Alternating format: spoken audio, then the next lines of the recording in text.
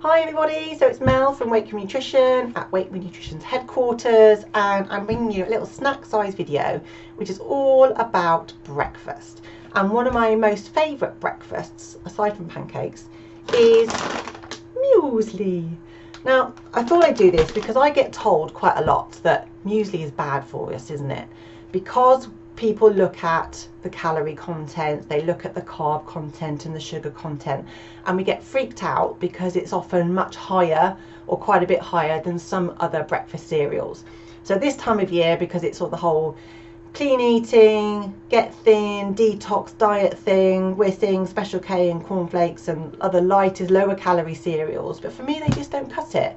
They don't keep me going at all. I need a breakfast that's going to keep me going. So if it isn't porridge, then muesli for me is the way forward.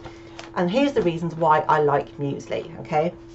Now, that I know they're not all the same, but I would go for, as we've got here, a couple of different ones from my breakfast cereal cupboard. I would go for a whole grain, sort of no added sugar, good quality type muesli, where you're going to get whole grain, wheat, oats, rye, barley, there might be some spelt in there, different combinations and proportions of those different cereal grains, and a decent amount of fruit and nuts, because I like something to chomp on in the morning. I don't do soggy cereal, so if anything is crunchy and nutty and a bit of sweetness with some fruit, I'm good to go.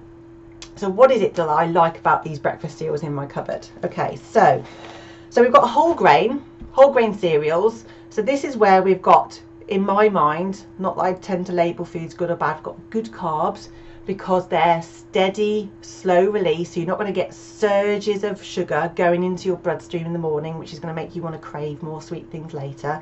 This is going to take a while to digest. This will keep me going, but I'll probably still have a snack in the morning at some point before I get to my lunch. So in here we have got, now when I'm comparing the labels on any sort of food and amongst these mueslis, I'm going to look at the per 100 grams, because that means I can compare one muesli to the next. So they're all around 60 grams of carbs, so I've established already they're good carbs. And here we've got 13.1 grams of sugar. Now this is a no added sugar muesli, so there isn't extra sort of processed refined sugar coming in here. This is just natural sweetness coming from the grains, but also from the dried fruit that is added. So in here we have, as far as fruit's concerned, we've got raisins, just raisins, okay, and then we've got chopped roasted hazelnuts and flaked almonds. So with any of the dried fruit, okay, this is going to bring the sweetness. This is where the sugar comes from, and per 100 grams it's 13.1 grams of sugar. So it's not a high sugar food, okay, and per serving, per 45 grams, it's 5.9 grams. So if we classify what a low sugar food is, a low sugar food has equal to or less than 5 grams of sugar in total per 100 grams of product. A high sugar food has more than 22.5 grams of sugar per 100. So at 13, it's pretty much bang in the middle. It's not, you know, a highly processed sugary breakfast cereal, but if you quite like a bit of sweetness to get you going in the morning, that could be a good choice. So I like this one. This is what I had this morning. Right, something else I've got. So I've got these from Aldi or Lidl or something like that. We have got here 40% mixture of fruit and nuts. Okay, so in here we've got raisins, sultanas, we've got pineapple, we've got banana chips, papaya, we've got coconut, and then we've got almonds, hazelnuts, pecan nuts, and pumpkin seeds. Okay, so there's a good mixture of, you know, natural goodness in here. Thing to note is with this particular one is that some of the dried fruit is already sweetened. So it's like when you go to a health food shop like Holland and Barrett and you'll buy little bags of dried pineapple or ginger or papaya. The banana is sweetened, as is the pineapple and papaya. So this does have a slightly higher sugar content. So it's per 100 grams almost double what the no added sugar Swiss muesli is. So it's 25.4 grams, and per serving that will give you just over 11 grams of sugar, which probably means about 2 teaspoons of sugar.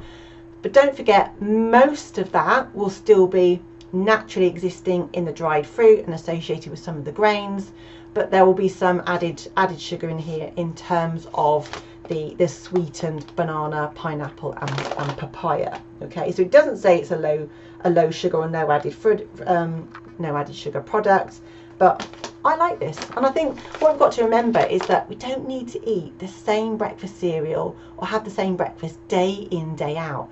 It's really good to have variety, so we don't get bored, but also so we get a good balance and variation in what we're actually putting into our body. So you could, I always have probably 3 different boxes of muesli open at any one time.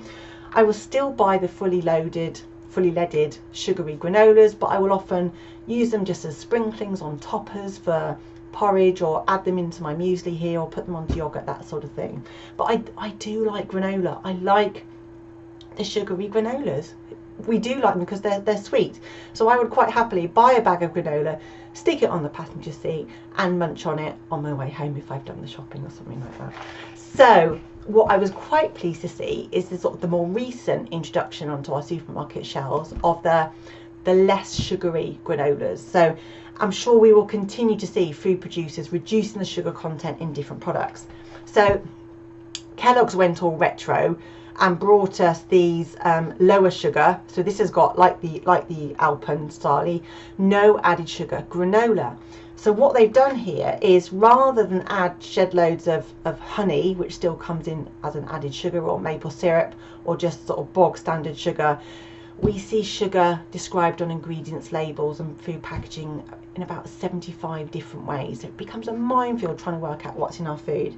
But rather than adding sort of a processed refined sugar into our breakfast cereal, they've added purees, fruit purees.